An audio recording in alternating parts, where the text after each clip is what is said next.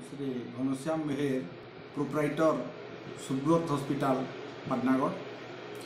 आज आमर यही हॉस्पिटल परिसर रे 78तम स्वाधीनता दिवस महा आडंबर हिसाब से पालन करा।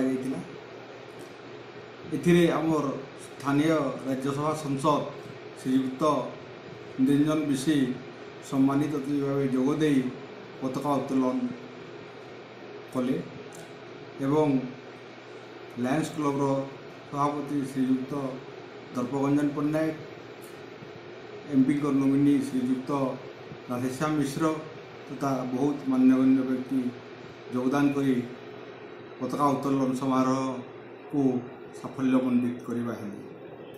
यही अवसर रे आमे सुब्रत हॉस्पिटल तरफ समस्त रोगी को मागणा फल एवं मिष्टान्न बंटन करने सहित समस्ते को किमती सुचारू रूपे उत्तम स्वास्थ्य सेवा जोगाई देबू तार प्रति यत्नवान होगा समस्ते यत्नशील।